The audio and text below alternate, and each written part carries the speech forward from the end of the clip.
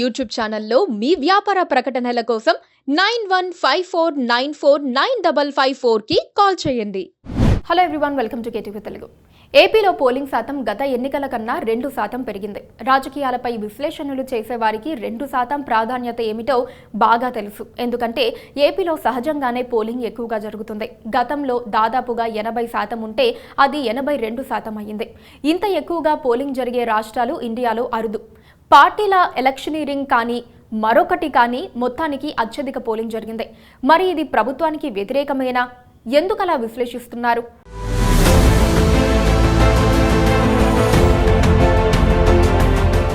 ప్రభుత్వంపై బాగా వ్యతిరేకత ఉంటే ప్రజలు ఆ ప్రభుత్వాన్ని దింపడానికి ఉత్సాహంగా ఓటింగ్కు వస్తారు. ఆ ప్రభుత్వంపై పాజిటివిటీ ఉంటే ఓటు వేయడానికి ఆసక్తి చూపరు అనేది భారత రాజకీయాల్లో చాలా రోజులుగా వినిపించే ఓ సూక్తి. దీన్ని రాజకీయ వర్గాలు ఎక్కువగా నమ్ముతూ ఉంటాయి.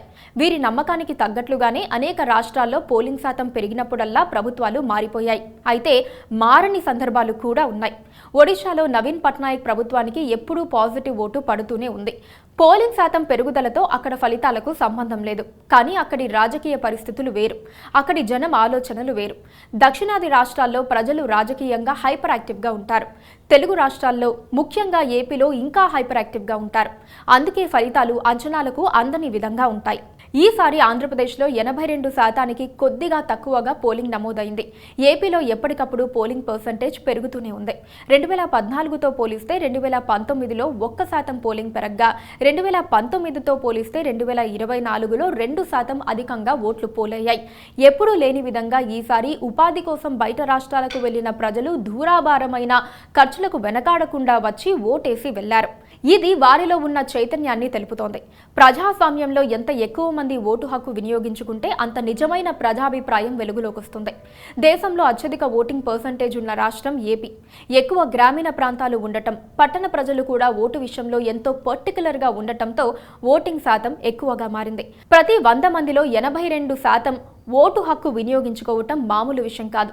పోస్టల్ ఓట్లలో కూడా 95%కి పైగా వినియోగించుకోవటం అందరినీ ఆశ్చర్యపరిచింది.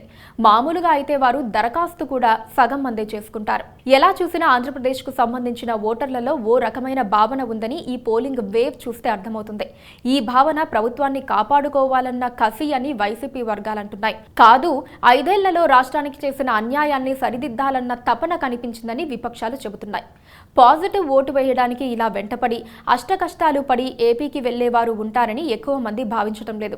ఖచ్చితంగా ప్రభుత్వానికి వ్యతిరేకంగా ఓటేసే వాళ్లే ఉంటారని అంచనా. ఎందుకంటే గత 5 ఏళ్లుగా ఏపీలో అనేక రకమైన సమస్యలు చుట్టుముట్టాయి. పోలవరం ఆగిపోయింది, అమరావతి ఆగిపోయింది, కనీస రోడ్ల సదుపాయాలు లేవు. ఇలా చెప్పుకుంటూ పోతే ఏపీలోని వైసీపీ ప్రభుత్వం ప్రజల ఖాతాల్లో డబ్బులేస్తామని మాత్రం చెబుతోంది. అలా డబ్బులు తీసుకునే ఓటర్లు బయట రాష్ట్రాల్లో ఉండేవారు తక్కువ. వారిలోనూ ఉపాధి విషయంలో గుబులు ఉందని రిపోర్టులు చెబుతున్నాయి. అందుకే ఏపీలో పెరిగిన ఓటింగ్ ఖచ్చితంగా ప్రభుత్వ వ్యతిరేకతేనని చెబుతున్నారు. సహజంగా అధికారంలో ఉండే పార్టీలు పెరిగిన పోలింగ్ను తమకు అనుకూలంగా చెప్పుకుంటాయి. 2019లో 1% ఓటింగ్ పెరిగితే టీడీపీ ఘోర పరాజయం చూడాల్సి వచ్చింది. అప్పట్లో ఓటింగుకు కౌంటింగుకు మధ్య 2 నెలల గ్యాప్ ఉంది.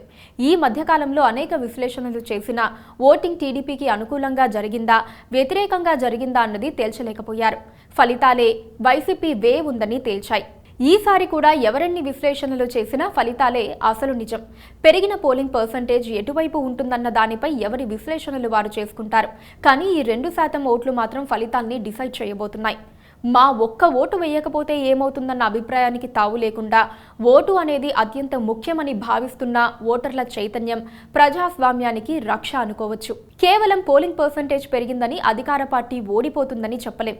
పోలింగ్ పర్సంటేజ్ పెరగడానికి ఎన్నో కారణాలుండొచ్చు. అందులో ప్రభుత్వ వ్యతిరేకత ఓ కారణమైతే మాత్రం ఖచ్చితంగా ఫలితాలు అలాగే వస్తాయి.